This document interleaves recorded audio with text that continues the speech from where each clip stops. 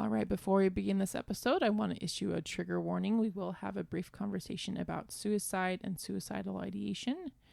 So if that's something that's hard for you, just be forewarned. There's also a suicide hotline number in the description if you or a loved one needs help.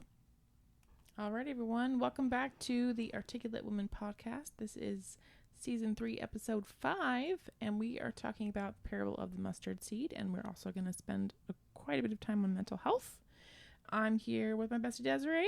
Hello, I'm back. So we're going to start in Mark chapter 4. So we'll take it away, Desiree. Yeah, Mark chapter 4. So we're talking about the mustard seed here, and there's not a lot in it, but it basically says, starting in verse 30, and it says, "And he said, Wherefore unto shall we liken the kingdom of God? Or with what comparison shall we compare it? It is like a grain of mustard seed, which when it is sown in the earth is less than all the seeds that be in the earth. But when it is sown, it groweth up and becometh greater than all the herbs, and shooteth out great branches, so that the fowls of the air may lodge under the shadow of it." So that's basically the parable. Yeah, so it's just the idea that things that start small can become great. And it reminds me of a verse in Alma 32.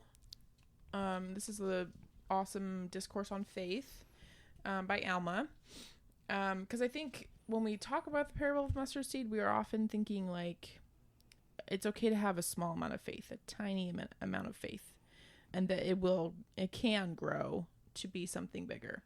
And so what Alma says in Alma 32:27, he says, "If you will awake and arouse your faculties even to an experiment upon my words, and exercise a particle of faith," which is probably the same size as a mustard seed. Yep, pretty small. When you think of a particle, I think like a particle of dust. Mm-hmm.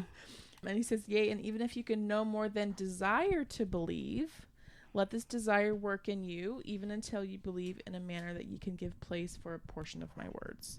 And so I love the idea that we don't have to have this huge amount of faith to be able to move forward, that we can be like, okay, I want to believe, so let me move forward from here and see what I can do to increase my faith. And then I love this promise in Mark that it will grow to become so great that it will provide shadow and shade for all the animals. And for the birds to perch on. I mean, basically, it when he's talking about the kingdom of God, he's basically talking about, okay, if we have this small little particle of faith or inkling of faith, it might be small and it might be insignificant at the time, but it can grow, and it can grow so big that it can basically be a haven. Yeah. And that's what the kingdom of heaven is what he's saying is a haven, right? Absolutely. That we can seek for that extra awesomeness. That's not a very scriptural word, but that we can seek for something to become bigger than us, and we can be part of something bigger, and that things don't have to stay small. Yeah, and it's I've done a lot of thinking about this, and because we've paused on the parables for probably about 3 weeks or so. Yeah. Because this felt like a huge episode, even though we were talking about something small, right? We were talking even the parable is small. Yeah. And I just thought of that. I'm like, it's a lot. Other parables have many more verses to it, many more like lanes to it, but this is literally like 3 verses. And if you go to Luke, it's like 1 verse. Yeah. And it doesn't say a lot. Mm-hmm. So it leaves room for interpretation, which is what we're doing. Basically, it leaves a lot of room for interpretation, but the sentiment is still the same, is that even if you have something so small, even if you have like a family member or a friend or, somebody that maybe struggling, and we've all struggled, that just because you're struggling and you're doubting and you have maybe even only a small little amount of faith or a small little amount of hope to hold on to, it doesn't mean that it's going to stay small, because that's what the Savior does. The Savior, he goes after the one, as we talked about in other episodes, and he finds the one, and he meets you where you are. Yeah, you don't have to have like stake president, Relief Society president level of faith for God to want to come and help you. He's always going to show up for you, even if you just have the desire to believe. You're like, I want to believe, but it's hard. He's still going to show up for you. I think it's easy to feel like we have to be at a certain point to like earn something from God, but he just wants us to show up as we are, and he wants to bless us and help us increase our faith. And I also know that when we give what we can, the Lord multiplies it, and he's going to help us to make it more. And when we even exercise a little bit of faith and take that action, because to me, faith is action. Like when you believe something, you do something about it. And so even if you're a little amount of faith is like, okay, I'm going to go to church and that's all I can do. I'm not going to participate. I'm not going to do this, but I can just show up. God's going to bless you for doing that. It doesn't have to be this grand, like romantic gesture, like the movies. But he's going to show up and he's going to make it more. He's going to take your widow's mite and he's going to make it grand. Wasn't it Holland that said something like, you plan to show up as you are, but don't plan to stay as you are, or something like that? Yeah. Is that Holland? Probably. I'll find it and we'll put it in the notes. It sounds like a Holland. Yeah. But that brings me, what you just said brings me to Luke 13. Because what happens if you don't even have enough muster, hope, enough anything to even show up to church or to even show up anywhere or even anywhere close to God? What happens if you can't even articulate or do anything about your situation, or you feel you're so oppressed, you're so down, you're so struggling so hard that you don't even have that? And this brings me to Luke 13, because I found this while I was looking for the mustard seed. And it says, it's Luke 13, verse 11, and it says, "And behold, there was a woman which had a spirit of infirmity 18 years, and was bowed together, and could in no wise lift herself." No wise lift herself. So she, and it doesn't say what her infirmity was, right? It could be physical, it could have been mental, it could have been anything. But what struck me was she could not lift herself. Yeah, I love that, because how often do we feel like there's just like nothing I can do, nothing works, I can't even get out of bed, I can't brush my teeth, I can't go to school. Like, so how do those people have the faith of a mustard seed? How do those people have even a mustard seed if they can't even lift themselves up, right? And then so it says, "And when Jesus saw her, he called her to him and said unto her, Woman, thou art loosed from thine infirmity. And he laid his hands on her, and immediately she was made straight and glorified God." Okay, what I love, I just noticed, is that in verse 12 it says, he called her to him. So she did not seek him out. Because she couldn't lift herself. Most of the other stories that we hear in the New Testament, especially of women, is the woman seeking out Christ, being like with the woman of issue of blood. She's like, I just got to touch his clothes and I will be healed. Yeah, she had that faith. Yeah, but this woman is so distraught in her infirmity that she just is... She couldn't lift herself. She couldn't do anything about her situation. And so Christ finds her like the one, and he heals her. Right. And then, of course, the Pharisees and people, the ruler of the synagogue, answered with indignation.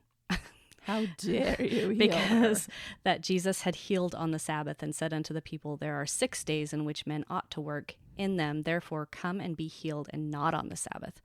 So he's basically saying, hey, this isn't our office hours. Like, not today. Yeah. Close but no cigar, Jesus. And I love what he says, and I'm only pointing this out because I love what he says. In 15, he said, "The Lord then answered him and said, Thou hypocrite, doth not each one of you on the Sabbath loose his ox or his ass from the stall and lead him away to watering? And ought not this woman, being a daughter of Abraham, whom Satan hath bound, lo, these 18 years, be loosed from this bond on the Sabbath day?" Bam. Bam. This woman is not any less than the animals who need to drink on the Sabbath. Right. and you have to eat on the Sabbath, so you got to do that.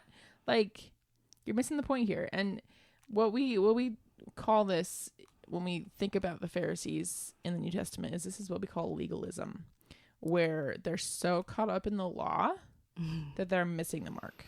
They're missing the people that Like, this is you all can about. only take so many steps on the Sabbath. You can't pick up your mat. Like, this is not the first time that they have gotten mad at him for healing. But on the apparently Sabbath. you can water your ox. Yeah. So they're missing the mark a little bit. And the Lord claps back at them. He's like, yo, Hello. hello. Um, So she's one of his sheep, and he's like, no, you're going to feed your animals on the Sabbath. I'm going to feed my sheep on the Sabbath. I don't care. And then it goes into it talks about the mustard, the grain of mustard seed. And it says what it says in Mark. But I love this. I found this while I was trying to, research for this episode, because what we're kind of likening this to, this is the kingdom. The mustard seed grows into the kingdom of heaven, right? But it starts with something so small, and then because we all know people that have mental health issues, right? We all know people in our lives. I do personally, and I know Melissa does too. That struggle, and they struggle to the point of like, how I know it's like, if you reach for Jesus, if you knock, he will answer. But what if the person, the one that needs to reach Jesus can't even knock? yeah. That's where we're going with this, is like, what do you do then? What, is Jesus going to be like, well, if you'd have knocked, I was right there. I was right there, and so it's just this idea of sometimes in the church and in Christianity, we think, well, Jesus, he's right there. He's there for you. And we all know that he's there for us. We all know that he's searching for the one, and that he will help if you ask. But what if you can't ask? Yeah. It's so hard, because one of the biggest, hardest parts of depression and mental health struggles in general is the shame that we feel about what we're dealing with. Mm-hmm. And we wanted to kind of talk about the book called Silent Souls Weeping by Jane Clayson Johnson. Yes. And she talks a lot about depression in this book and shares a lot of stories, including her own. And in the first couple chapters, the biggest theme that I pick up on is that she had such shame about what she was dealing with. She felt like she shouldn't have felt that way. Mm-hmm. And she was afraid to talk to her husband about it. She was afraid to talk to her friends about it. And she just wanted to not feel that way anymore. But what she found is that as soon as she started interviewing people, that everyone wanted to talk to her. Mm-hmm. And that they were like, wait, it's not just me? That's where it's kind of going. It's like, you always get the same answer when you talk to people in the church. And I don't think everybody's well-meaning, and I'm sure that we've all said some version of this before, where it's like, well, are you praying? Are you reading your scriptures? Are you doing this? Are you doing that? And I think that people that are saying that are really well-intentioned and thinking, oh, well, if you're doing these things, then you'll be okay. That's not always true. Yeah. And it's not always true that if you are doing those things, that you won't be depressed and that you won't have issues. And it's also the case of, if you are depressed, or you do have something mentally, have some sort of mental illness, that alone sometimes precludes you from doing those things. Yeah. And just the idea that we are not talking about curing depression as a spiritual lacking. No. Depression is not because you're sinning. No. And we know in the New Testament, a lot of people would think why is this child deformed or blind or what did you whatever? do? What did you do? How did you sin so that your child was not perfect?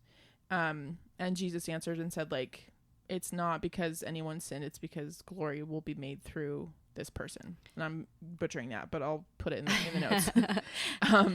Sometimes this life things just are. Yeah.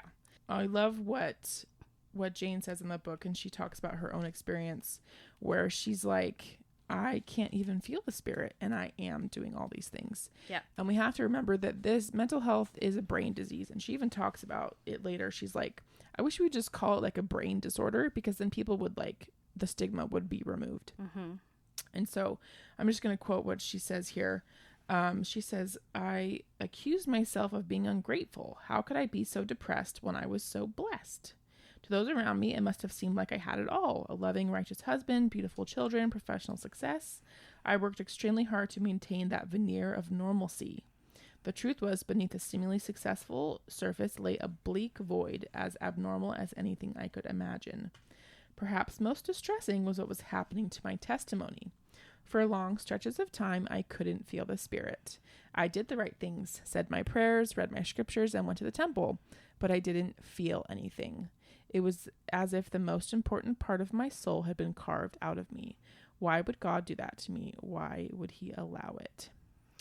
I love that. And then actually in chapter 2, it's called, Oh God, Where Art Thou? And it was a woman named Jana, and she talks about, she has, her biggest trial at that time was an 18-month-old son. She says that she was now mostly irritable rather than not. Her tears had been replaced with an odd numbness and incessant negative self-talk. The numbness was a lack of feeling, really something akin to apathy. The best example I can give now is that during this time I was waiting for my first book to be published. So she kind of says the same thing. Like, yeah. She's saying it was this lack of feeling. Yeah. And that's the hallmark of depression. Speaking as a mental health professional, that's the hallmark of depression, is that you stop caring about things that you do care about, and you're kind of numb. And I just think it's important to note that we can be doing all the right things and still have this cloud over us. Like you said, there's well-intentioned people that will tell you to do all the things.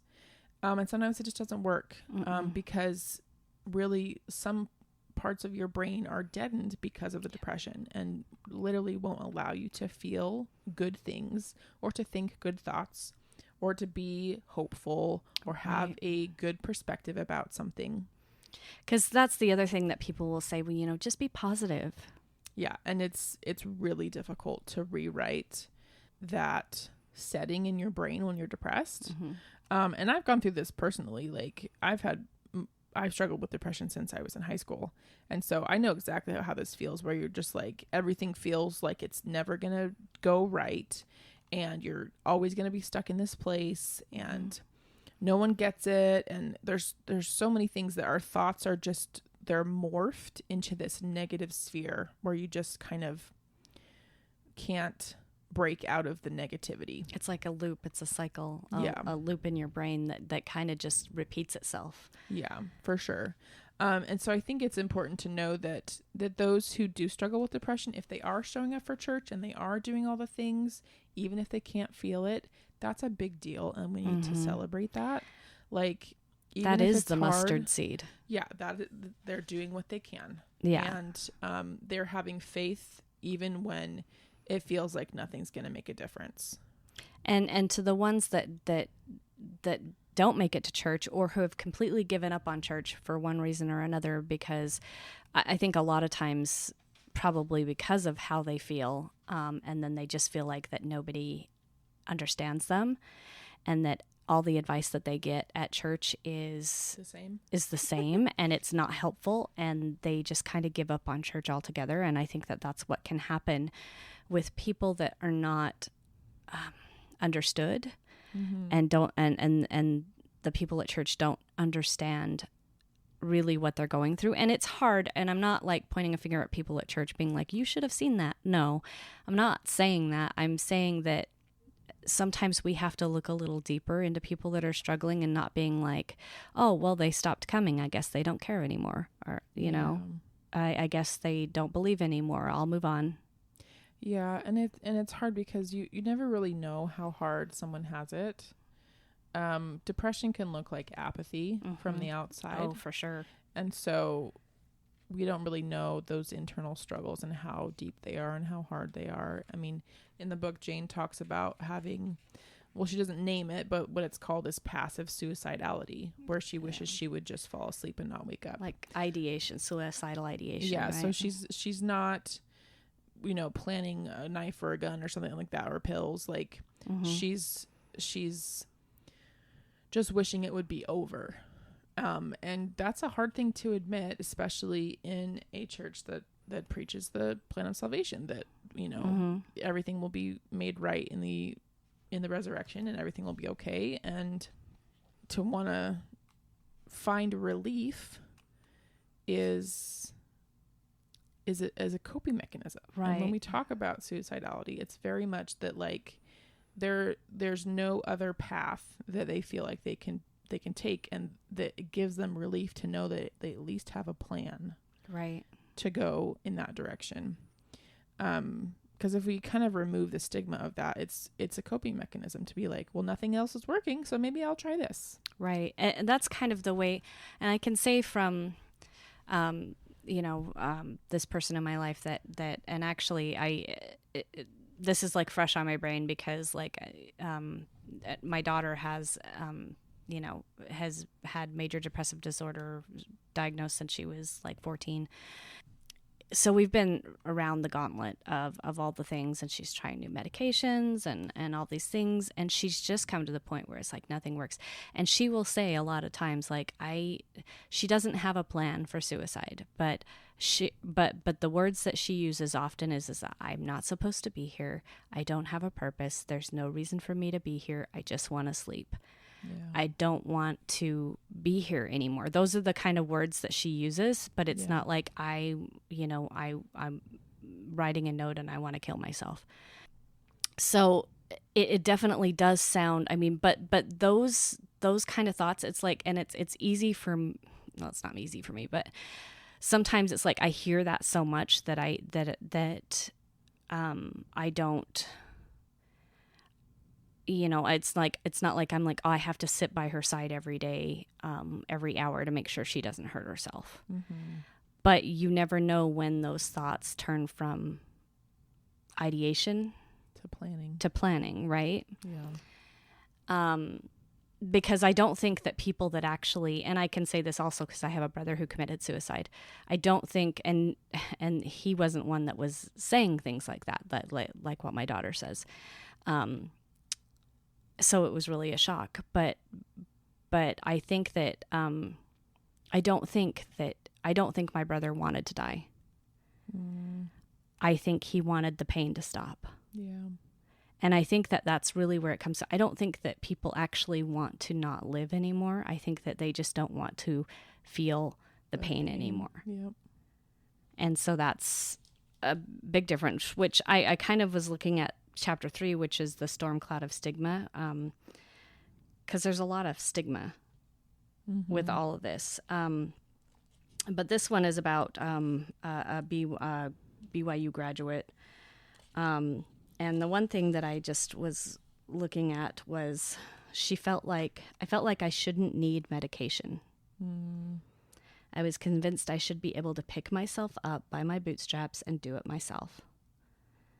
And that doesn't work. And it doesn't work. and this is where we get into the stigma of things. Mm-hmm. There's a huge stigma behind people that have to take medication, or a huge stigma behind anything where somebody's diagnosed with a mental illness. Mm-hmm.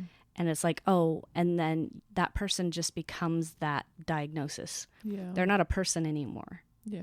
They're a diagnosis. Right? Yeah. And there's a stigma behind, well, people will stop taking medication because they feel like they should be able to rely on God, or they should be able to rely on all the things that everybody else tells them that they should rely on. People who don't have depression. Yeah. Who don't understand that it's not as easy as just talking yourself out of it. Yeah. Right? Yeah. And that doing things to take care of yourself are really hard when you're depressed. Super hard. Brushing your teeth, showering, getting out of bed, you wouldn't going to work. All those things are really hard when you're depressed. Really hard. And I can say that I've watched that struggle with, and to me, sometimes I have to be careful with what I say, because to me, I'm like, what is the big deal? Just get up and brush your teeth. Yeah. What is the big deal? Just get up and shower. It's something that you do every day.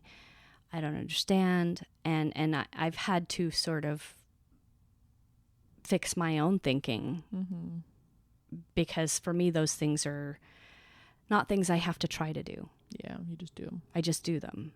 But when you have somebody that is clinically depressed and that is really depressed and really struggling, those things, basic hygiene, is hard. Yeah. And so we have to kind of give grace to that. And I think that's why my daughter actually read this book, which I was surprised. She did? I didn't realize that. Oh, yeah. No, I think I did know that. Yeah, it was when we did a book group. We did a book group, and she actually read it. And it was before she decided that she couldn't really be around, the church anymore. I mean, she wasn't going, but she hadn't been so triggered that she couldn't go. Yeah. And there were people in the group, people in the group that she trusted, that were in it. So she read it, and she had identified with the fact that, she liked this book because it was telling stories of other people who felt like she did, who just were not able to do the things that everybody else in the church was able to do, just without thinking. She wasn't able to, so she identified with the fact that there were other people out there that were having these struggles, and that it was hard for her to reach out to Heavenly Father, or reach out to anybody really, and try to grow that seed. Yeah. And just the idea of knowing that there's other people out there that feel the same way is huge, because when there's that initial shame about depression, the way that we conquer shame is through connection and vulnerability. And that's a huge thing. And so one of the things that we can do to help people in our lives that are feeling depressed or struggling with anything is to be there and listen and allow them to share. And just listen. Yeah. And not say, have you gonna try this? Don't say that. Yeah. And don't say, I'm sorry it's so hard. Yeah. What more do you want to tell me? Yeah. And sometimes just sitting there quietly and letting them vent. And I'm so guilty of this, because sometimes I have a hard time keeping my mouth shut. And my daughter reminds me of this all the time. She's like, Mom, you don't listen. And I'm like, I am listening. I hear every word you say. And you can hear every word that somebody is saying, but really listening is not just hearing the words that they're saying. Yeah. And it's also not offering a fix, which I have a really hard time with. And I will admit, I try really hard not to do that. But sometimes you're trying to be a parent, trying to help her. That's what you want. You want to help your kids. But we just want someone to be there to be able to handle what we're dealing with. And I remember even during my divorce, if someone was able to sit there and listen to me while I told them all the horrible things that happened, I knew they were a real friend, because they just sat and listened, and they could handle hearing the hard things. They weren't like, oh, that's awkward and I don't know what to do with that, so I need to go. Being able to handle hearing how hard it is to be depressed helps relieve that pressure and relieve that feeling of aloneness. And it can change the tide for sure. Oh, for sure. And I can tell you that that's 100%. And I probably, I don't know, I think about it. I probably have stepped in way too many times, because my daughter, she is a prickly person. But if you understand that she is dealing with a lot mentally, why wouldn't you be? I mean, you're not going to be the ray of sunshine that everybody wants to talk to when you feel that way. And it's really hard for most people to handle somebody that comes at them with that much negativity and that much, just she's almost like pushing people away intentionally, by being intentionally prickly. Well, because sometimes having hope is hard. It because you just it's not going to work. I'm just going to get let down. So I'm not even going to try. Right. Having hope is so exhausting. Oh my gosh. Maybe this will work. Maybe this will work. Maybe this will work. And so sometimes it's easier to just be I am just going to stay here. And you know what? Don't talk to me and get away from me. And I'm going to be as grumpy and negative and prickly as possible so that you don't want to talk to me. And that's kind of where it's at. But those are the people, quite honestly, that even though they're trying to push you away, need you to actually stay. Yeah, absolutely. We need to have that. You need to be strong enough. Yeah. They want to know that you can handle their mess and that you're strong enough to handle the hard stuff. And you're not going to run away at the first difficult moment. Which is why they make it difficult at the very beginning. Because if can I trust you? I don't know. Because if you run the first time that they get difficult, then they know they're not going to trust you. But the problem is that happens so much that eventually they just stop trying to connect with people. Yeah. Or at least that's what I found, at least with my experience. Yeah. I'm only going off of my own experience with things. But I imagine that many people can relate to that. And they may not even be intentionally pushing people away. They don't know that they're doing that. Yeah. It's not self-aware. It's a protective factor. Yeah. They're trying to just protect themselves from being hurt or being let down because it's just too much to handle. Mm-hmm. Okay, so this conversation makes me think about other hard times in the scriptures. And so I thought about when Joseph Smith is in Liberty Jail. And this, if you guys remember, this jail is really horrible. They're in the basement and it's really short, so they can't even stand up all the way. And it's freezing and they don't have food. It's horrible. So Joseph writes, "O God, where art thou? And where is the pavilion that covereth thy hiding place? How long shall thy hand be stayed, and thine ear, yea, thy pure eye, behold from the eternal heavens the wrongs of thy people and of thy servants, and thine ear be penetrated with their cries? Yea, O Lord, how long shall they suffer those wrongs and unlawful oppressions before thine heart shall be softened toward them, and thy bowels be moved with compassion toward them?" So Joseph is dude, where are you? Where are you? I'm kind of struggling here. He goes on and the Lord comforts him a little bit. And I paused to quote some of this because some of it feels hard. Mm-hmm. It'll be a small moment. Well, does it feel small? None of this feels small. In verse 20, it says, a time to come in which nothing shall be withheld, whether there be one God or many gods, they shall be manifest. There's all these promises, which are great. But what I really want to liken here is that even Joseph had this horrible trial. And even if we don't focus on all the promises of God, which there are a lot in these chapters, so if you do want to read those, go read them. In section 121 and 122. So in sections 121 and 122.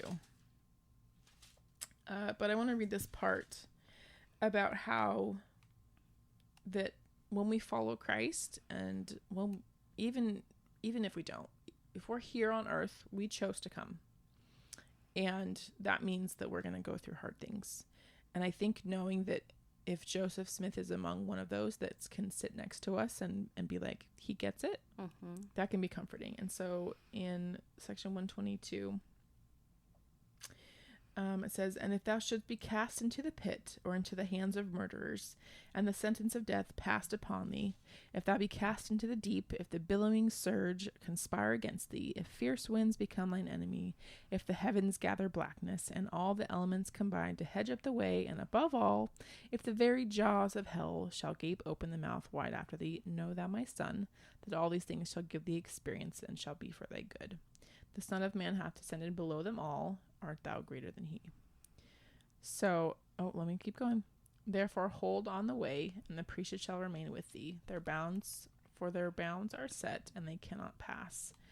Thy days are known, and thy years shall not be numbered less. Therefore fear not what man can do, for God will be with you forever and ever." So I did want to include that promise because it is pretty beautiful, that our days are known and our struggles are known. But I love the beautiful language of all of the horrible things. That sounds bad. Sounds like I'm wanting to be depressed here. All of those things are part of mortality. Mm-hmm. And we're not the only ones going through that.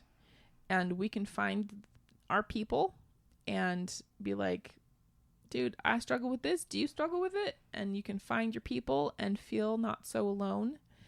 And if you are ready for it, you can go to Christ and be like, dude, you struggled too. Yeah, okay. Christ struggled. He struggled a lot. A lot. I mean, this just screams the Garden of Gethsemane to me. And he knows what it's like. And even if we can't feel the Spirit, he's still there. The Spirit's always with us. Mm-hmm. Even if we can't feel it, if we're numb from depression, God is still going to be with us in those moments. And it might be hard to see in the moment, but I know that I've looked back on my life on times where I'm like, okay, I don't know how I got through that, but he did. It must have been God. Right.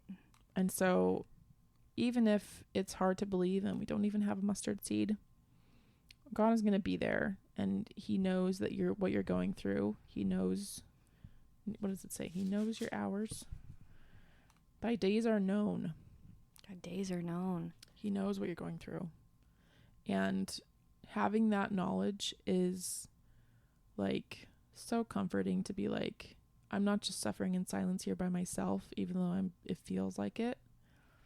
He knows what's going on. And I don't know why some people struggle and some people don't. I don't know why some people are not healed and some people are. Oh yeah, that's a good one. I don't know why we have to go through things that we do. I think it takes the right heart to kind of reflect on those things, and maybe you're not in a place to do that. I don't know the will of God, and we won't until he comes. And we just have to do the best we can. And what I love about the Silent Souls Weeping book is that she really drives home the idea that we just need to help each other on our way. Yeah, I really, that's beautiful. I wholeheartedly agree. I think like, just like Jesus thought that woman who'd been suffering for 18 years now, and again, he let her suffer for 18 years before he healed her, and who knows why 18 years, why the woman with the issue of blood suffered for 12, why we don't know why or what the timing of the Lord is. Yeah. And it's really hard, especially when you're in that struggle, or if you're like in my case where I plead with Heavenly Father in my heart daily, if not in my car while I'm driving, because it's the only place I'm alone, of, I just need you to help her. I just need you to help her because I've done all I can do. And I keep trying and I keep trying and I keep trying. And I mean, we'll take a few steps forward and like 100 steps back. And so it just feels like treading water, and it's never really going anywhere. Yeah. And I don't know the will of God. I know that for me, I can say that I have the faith that I know that my Heavenly Father loves my daughter and he loves all the people, everybody, regardless of whatever their struggles are. And I know that he's aware of her. She doesn't necessarily know that or believe that, but I don't think that she has the capability to feel that when all she feels is pain. Yep. She doesn't have room. So there's no room for her to figure that out. Sorry, I knew I might get emotional on this anytime I talk about it. But so I know he's aware of her. And I know he has a plan for her, and I'm always just like pleading for him, like, how much longer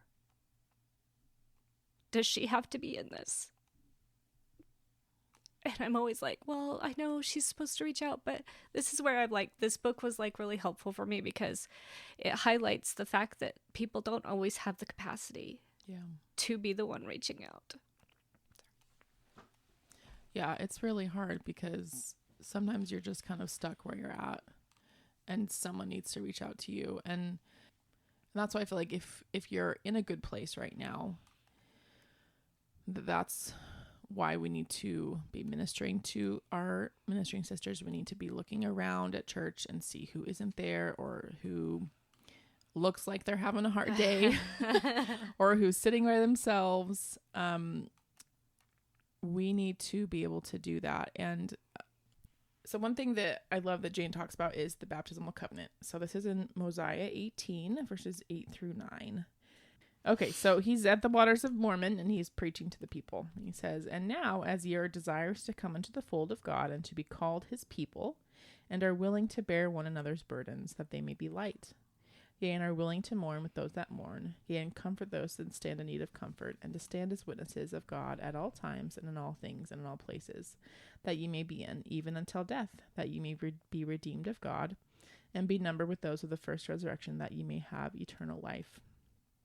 And then he talks more about being desired to be baptized, and that after we're baptized, that the Spirit will pour out upon us more abundantly. But I love the idea of mourn with those that mourn, not tell them what to do when they mourn. Or tell them how to get past their mourning. Yes. As a therapist, the only way out is through. So you got to go through it. Yeah. And that is probably, honestly, the hardest thing of if you're watching somebody go through that and you just like, your brain is like, okay, I could see what you should do. Mm-hmm.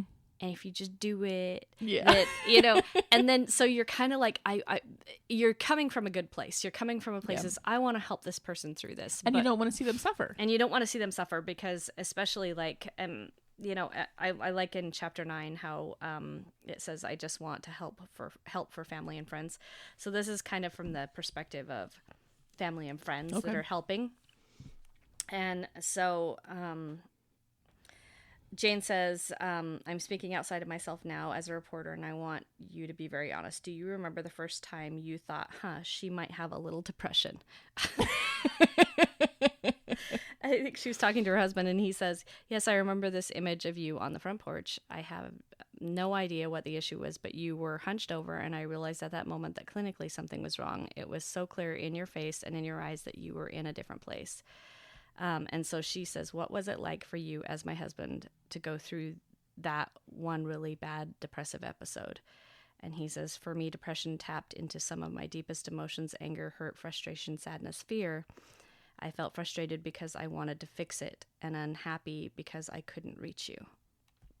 Ooh, that's poignant, because it can be really hard to connect with someone when they're depressed and they've put up a bunch of walls. Right. And so as the loved one, I like that she kind of was like, well, what was it like for you? Mm-hmm. Because there's two sides to that. There's the person that has depression who's going through that, and everybody else can't really, like, you can empathize with them, but you can't feel it. You can't understand what they're feeling. And then there's the other side of it, of the family members who are trying to reach you, who are trying to help you, or who are trying to do anything to figure out what to do for you. And that is also a completely debilitating place to be. Yeah. Because you're doing everything you can think of. You're, doing a lot of research. You're talking to the doctors. You're reaching out to other people. You're trying to figure out what to do for this person. And this person is unable to respond in a way that helps them. So you're kind of in this stuck place because you can lead a horse to water, as we talked about, but you can't make them drink. Yeah. And that's kind of what it's like with a depressed person and a family member who's trying to help them, is that they're doing everything. They're running around, running ragged, trying to figure all this stuff out for you. And you're not taking the bait. Yeah. And so the trial for the family member can be really hard. It is. It's extremely hard, and it's exhausting. I think it's exhausting on both ends. And I don't say that to diminish the exhaustion that the depressive person is feeling, because that's a completely different kind of exhaustion. But it's still very real exhaustion for the family members and the loved ones that are trying to help that person. Yeah. And so it's kind of twofold, and it kind of encompasses, it's not just a depressed person issue, it's a family issue at that point. Yeah, and I just love the idea of just being there with them. Because when you're depressed, you just feel so alone, and like no one gets it. Yeah. And to bring it back to Mosiah, like just sit with them. Just be there. I remember there was this guy I dated in college, and his sister got in this really bad car wreck and messed up her shoulder. And she was a ballroom dancer, and so it was kind of a big deal that she had messed up her shoulder because it was hard for her to dance now. And we went to go visit her. The guy I was dating just sat with her, and they both cried. And I was like, that is such a perfect example of mourning with those that mourn. Yeah. He didn't try and like, be like, oh, you'll get ready soon, and you'll do physical therapy, and it'll be fine, and we'll talk to your instructors. And about, like, he didn't say any of that. He just sat with her and was like, I know you're sad, and I'm sad for you. Yeah. And let's just be sad together. Let's just be sad together. And that's okay. And I think it's counterintuitive to be like, why would I be sad with someone who's sad? Wouldn't that make them more sad? They're going to be sad regardless. Touche. and I think that's the point, is like, you can, I guess, beat them or you can join them. But sometimes I think it's twofold. Because there is a time to sit, and I've done this with my daughter and other people that I've had. There is a time to sit and mourn with them and to just let the feelings out and just be there with them. There is a time for that. But when that is every day, like, you're not able to stay in that space with them long term. It's not possible. Yeah. Because you have to get on with doing the things that they can't do, Yeah. But I think the crucial difference here is that even if we can't do that, that's what Christ is doing for us. Right. And for our loved ones, even if they can't feel it, like we said earlier, like, he's going to sit there with them and show up and walk that path with them. Yeah. Whether or not they can feel it, whether or not they believe it, I believe that he's going to show up. Oh, absolutely. And I think the sad, heartbreaking part for me sometimes is I wish that they knew what they didn't know. Yeah. Like, I wish they knew he was sitting there with them, going through all the things. Yeah. I know it. And you wish that they knew it too. And even if they can't feel it, it doesn't make it less true. Yeah. But yeah, I mean, sitting there with them, crying and just being there, even if you can't do that day in and day out, if you can do that, whenever you can do that, is what they need you to do. Yeah, absolutely. Along with, I guess, everything else too. So, because they're not that. I mean, I guess that's the hard part, is being like what he was saying here, like being the person that then has to shoulder the responsibility of everything else when that person can't, is a heavy load to take. Yeah. On top of trying to be there for them. And so it's it's heavy all around. It's just like a heavy experience. And like, that's what this life is. And I don't know how people do it without Jesus. And I can tell you, I've tried to do it without Jesus. I can tell you, I've decided at one point, you know, when my daughter was a teenager, that like, you know what, this is too much of a mental load. It's too much of a load for me to go to church and do all the things and then do all this. And I'm just done. I'm just not going to do it anymore. And so what I let go was church and Jesus. I didn't really let him go, but I just kind of like put him in the background and, you know, went on with my life. And doing that didn't make her situation any better. I don't know that it made it worse, but it didn't. What did it do for you? That's probably what it was, is it did something negative for me, because then I didn't have the faith pushing me, or Jesus, knowing that Jesus was there behind me, pushing me. And just sometimes just knowing that helps the mental load that I take on. Yeah. And if I let that go, it makes it worse. Yeah.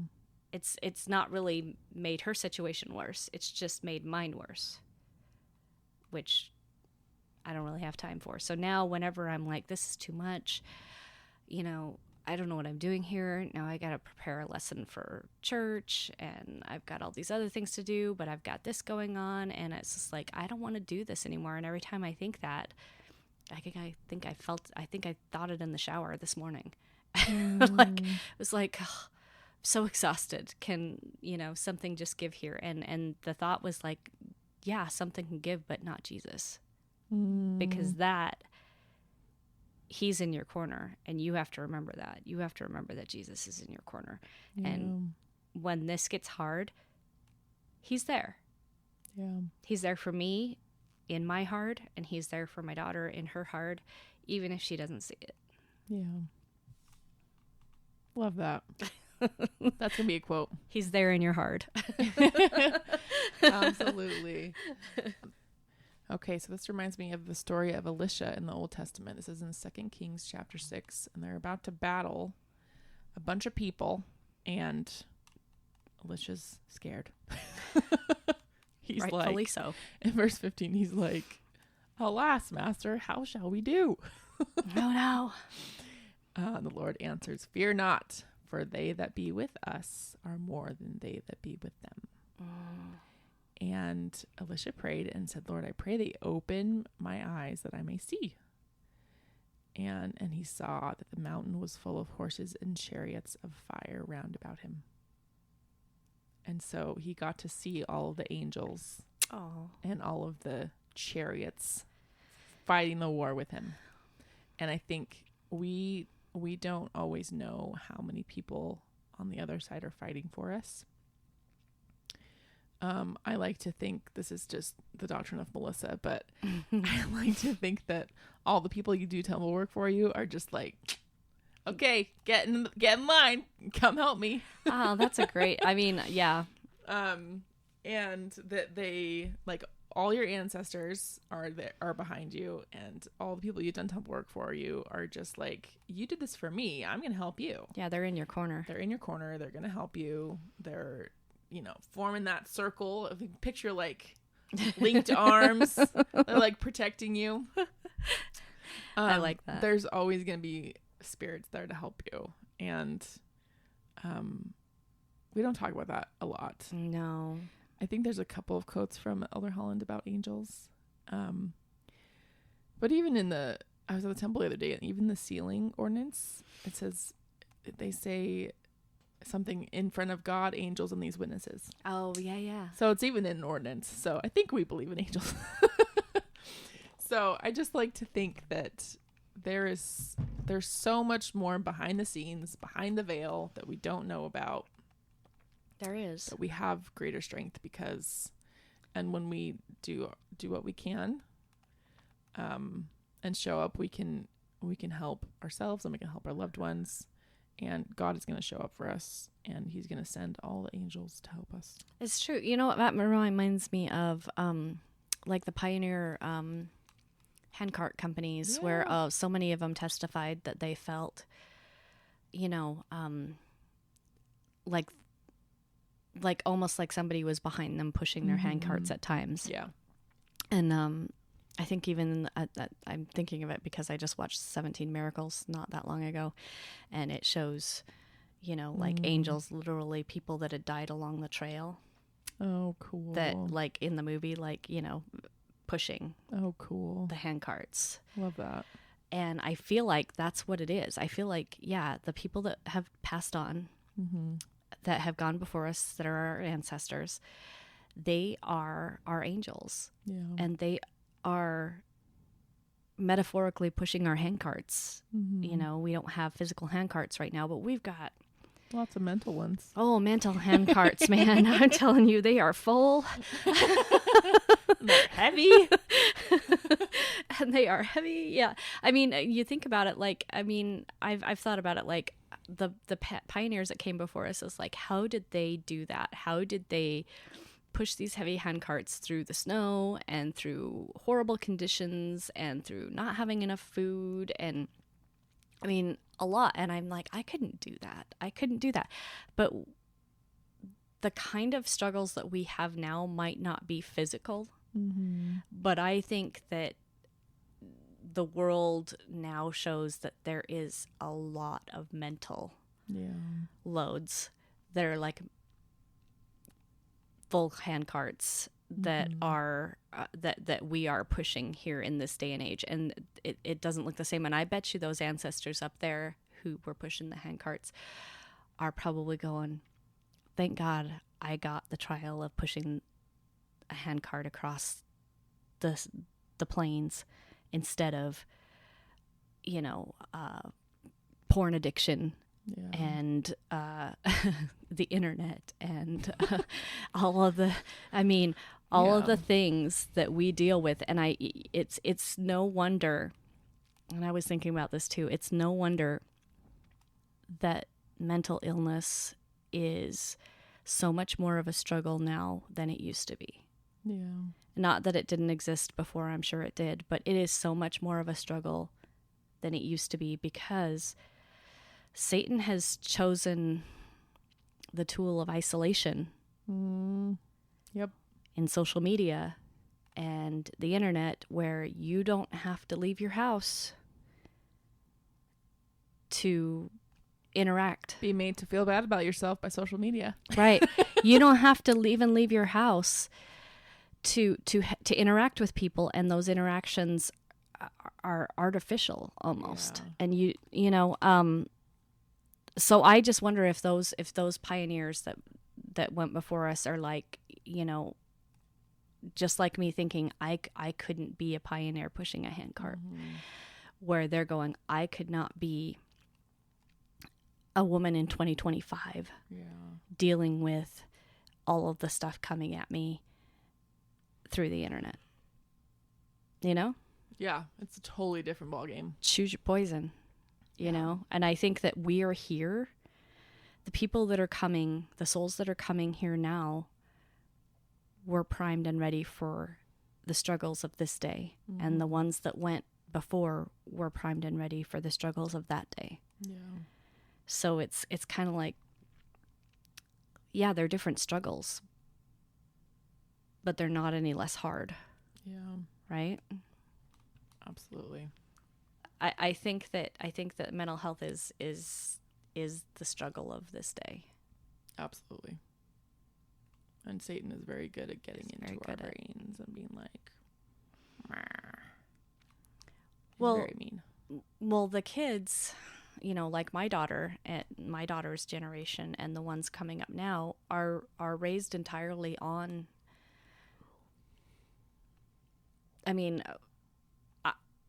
the internet didn't exist when I was raised. Yeah. I grew up into the workforce. But these kids are raised on it. Yeah. It exists already. They don't know a life that doesn't exist without it. Yeah. And so the prevalence of mental health issues, I think, can't be understated, because I think that Satan's tool is to isolate and to make people feel like they're less than. Yep. And that is exactly what the society does now. Yeah. With the internet. Yeah. Kind of bring it full circle. That's why the baptismal covenant of mourning with those that mourn and showing up and making sure that these people are not alone is so powerful. And Jane talks in the book a lot about how, you know, when we connect and share with each other, that the vulnerability, or when we connect and share with each other, that the shame dissipates. Oh, for sure. I mean, she talks about, there's a chapter 5 on kidnapped souls, young people in depression. And it's referencing, it says, even the youth shall faint and be weary. That's Isaiah 40, 30. And that's definitely what is happening. And it's depression in young adults, in young teenagers. And this is where it started, or where it starts, is it could be noticed as normal teenage angst, but, you know, isn't. Yeah. You know, because, I mean, we all know puberty hits and teenagers become kind of unruly and I don't care and leave me alone. Yeah. There's that. There's just normal teenage angst. And then there's, you know, when it's something deeper. So let's see. She says here, young people are more likely than adults to act out aggressively, to cut or injure themselves, and to experiment with drugs, alcohol, and sex. Their behavior is riskier. While all teenagers can be moody, psychologists Jean Segal and Melinda Smith note that depression is something different. Depression can destroy the very essence of a teenager's personality, and I can tell you how true that is. Yeah, it's a good differentiation for parents to realize that they need to be on the lookout for those warning signs and not just write it off as teenagerness and hormones and all of that. Yeah. And I can completely relate to this, because it's saying this young man that she was talking about, he would sleep for hours and hours and hours. As soon as he'd get home from school, he'd go to bed. He'd have meltdowns. All of those things that I can tell you my daughter exhibited. And still does in a lot of ways. So it hijacks their whole personality. Like being an angsty teenager is more about attitude. It's more about, they have an attitude of, you know, I know everything and you know nothing. Yeah. Rather than having a complete change of personality. Yeah. And I think that's what she was kind of like trying to highlight, which I was glad that she did in here, because I was like, oh yeah, that's definitely true. Yeah, completely true. For sure. But I think that this book is, I mean, if you haven't read it, you should. Even if you don't have anybody or know anybody that has been through this, I think it might help you to recognize, you know, just maybe how to show up for somebody. Yeah. That you might know that you think might be struggling, because that's what I think that's what's missing, is that there's so many people that are just like, well, you know, and we all know the things, and I hated it when people would ask, oh, how's your daughter doing? You know, what's she doing after graduation? And I dreaded those questions. Yeah. And I'm just like, don't ask, please don't ask, please don't ask, please don't ask. Because it's like, what do you say to that? You know, You're just like, oh, she's fine. You know, I mean, without going into a whole dissertation, you're like, she's, you know, fine. I don't know. She's still figuring things out, yada, yada. Yeah. But for us to just be more aware of people that are in our purview, that if somebody is struggling, to not just write it off as, you know, well, if they pray more and read scriptures more, and maybe they should talk to the bishop, you know, those are not helpful. Yeah. They just need someone to show up and really show up. Yeah. And not, and show up in a real way. Yeah. Not bring you a plate of cookies and be like, I did my duty for today. Yeah. But show up emotionally. Yes. Yeah. For sure. I mean, cookies are nice, but yeah.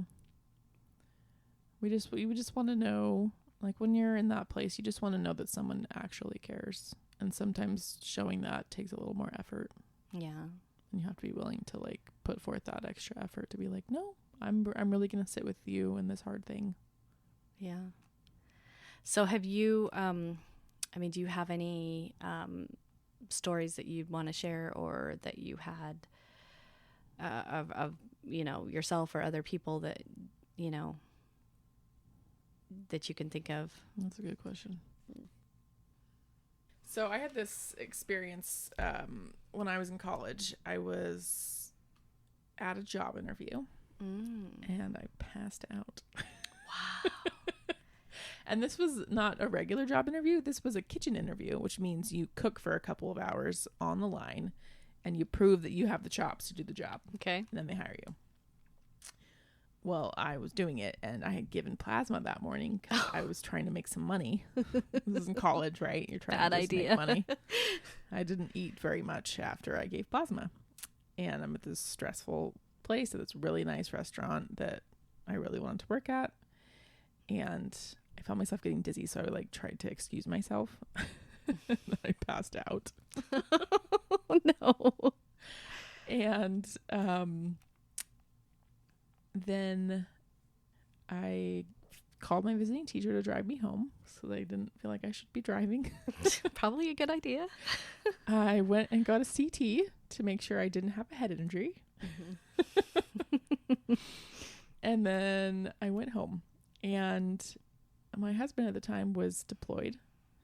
This was my first husband, for all of you that don't know the tea on me. I've got 2 divorces under my belt. So this is husband number 1, who's in the military. He was at basic training, so he was gone. So his mom comes over, and I tell her everything that happened, and we got a CT, and everything was fine. And she's like, "Oh, it's gonna be fine. Let's go to a movie." And I was like, "No, listen to me. Let's go to a movie." She was trying to distract me like a toddler. Uh-huh.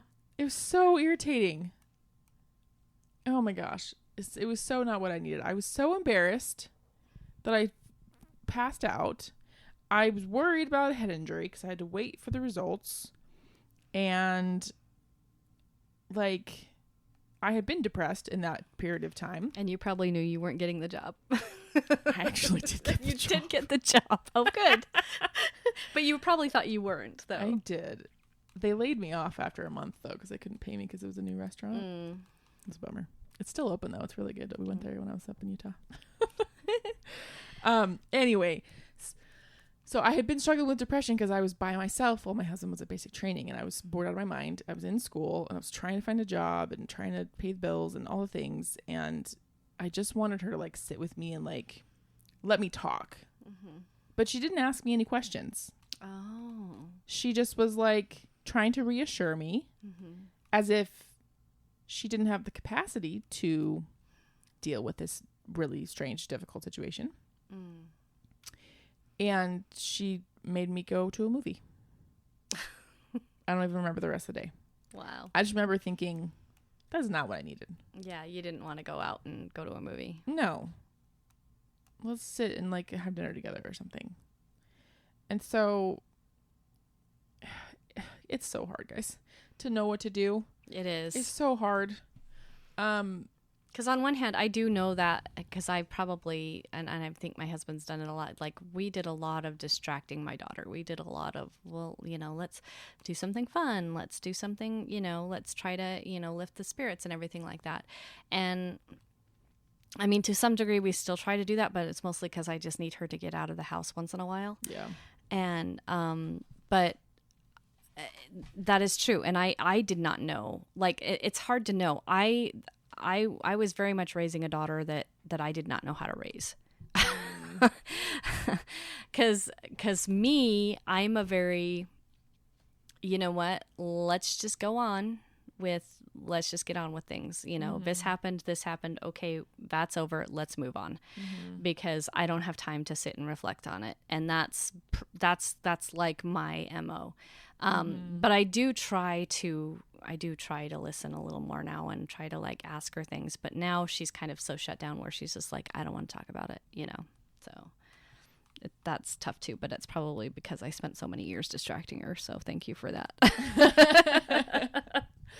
Yeah, it's just, it's hard when you're in it. You just want someone to like sit with you and be like,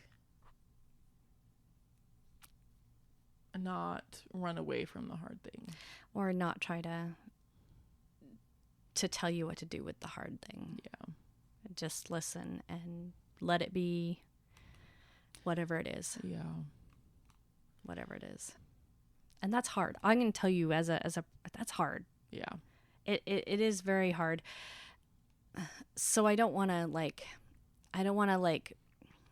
make people who have been trying to like help people in their lives that are like that feel bad for trying those things, because we all have, but sometimes we just need to be quiet. Yeah. And I'm going to make a plug here for therapy. That too. Because most of my job is listening, because people just need someone to talk to. And depending on the patient, we'll do interventions and, you know, make a game plan for doing things that will help. But a lot of my job is listening and validating and being like, that's really hard. That sucks. No wonder you're having a hard time. Or like, I hear you.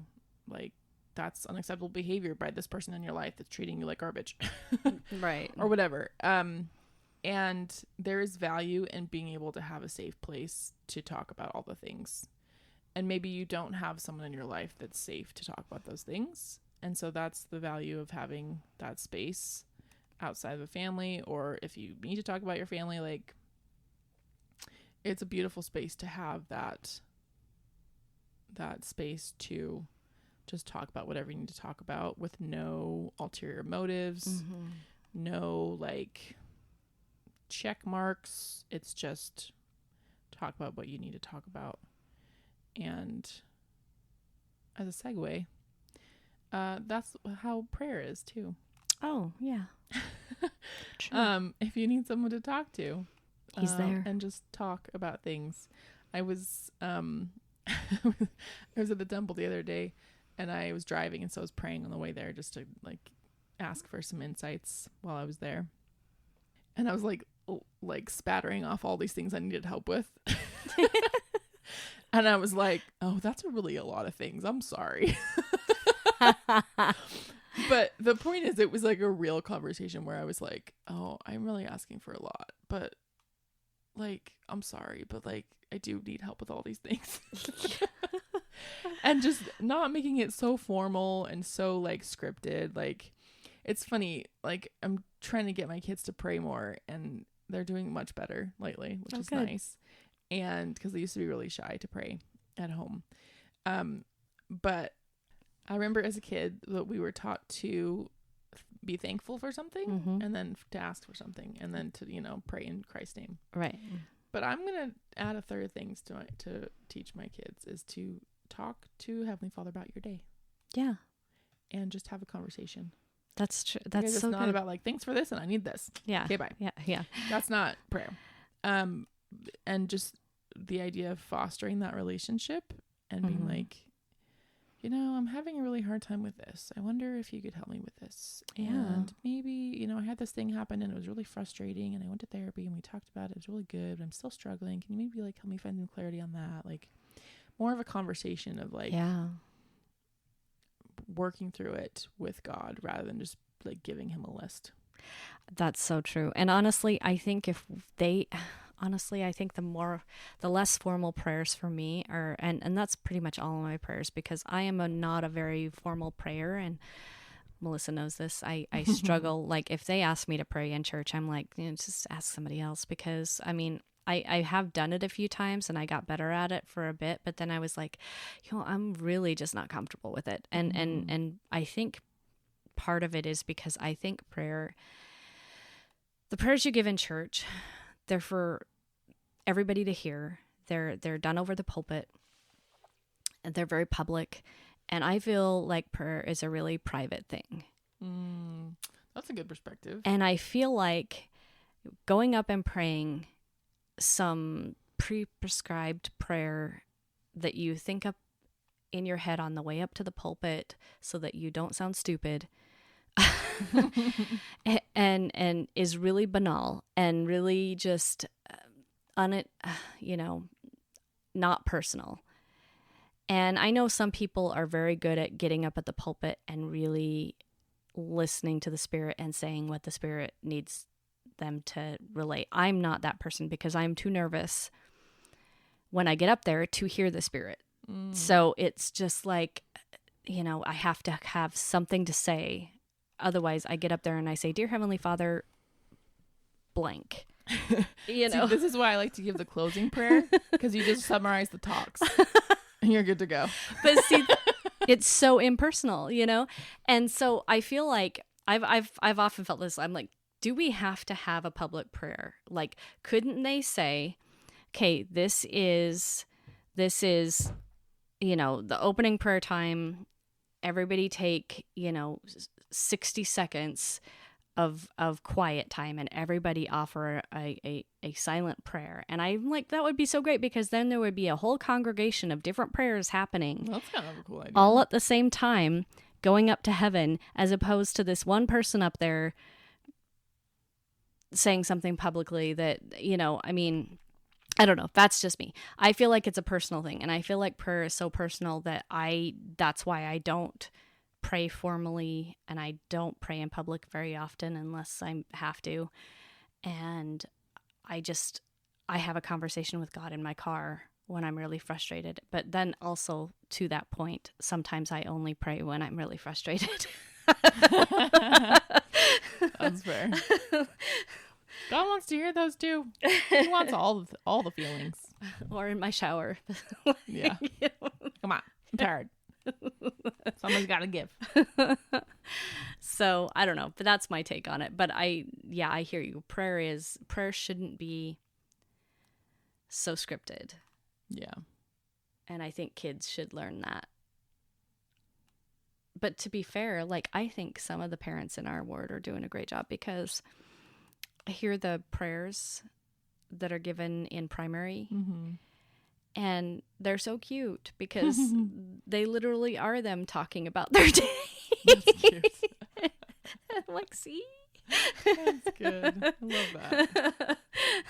Because kids will just pray about anything, For sure.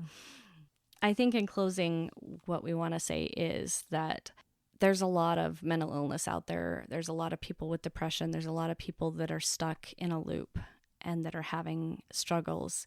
And they're not having struggles because they have done something wrong, or that they're, a bad person, or that they have done things wrong.